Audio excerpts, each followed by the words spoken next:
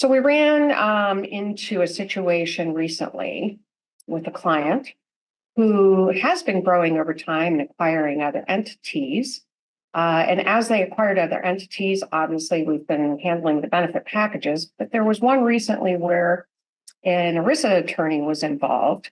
And we're not quite sure what the due diligence was, but on the backside, after the company was acquired and we're merging the employees of the new entity into our group plan, we discovered contribution strategies were skewed heavily in the favor of the employees with the entity that's coming on.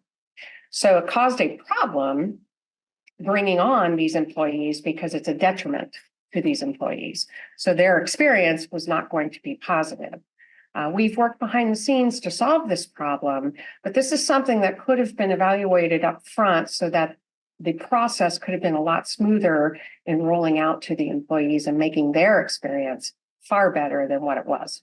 The reason this was a detriment to these employees, current employer has a contribution strategy that's basically a flat dollar amount per employee per month. They do not contribute towards dependent cost. The buying entity, or selling entity, I should say, the selling entity contributes towards dependent costs. And so when we ran the numbers and discovered that these employees of the selling entity were going to be affected to the detriment of their paycheck, we had to work with the employer to make this fair for all employees across the board. Working with the employer, we had quite a few choices to make.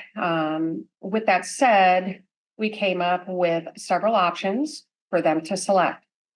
Ultimately, the employer gets to choose the option. Our goal is to make sure our employer stays compliant with ERISA rules. Therefore, we presented the options and they selected the one that works best for their business model.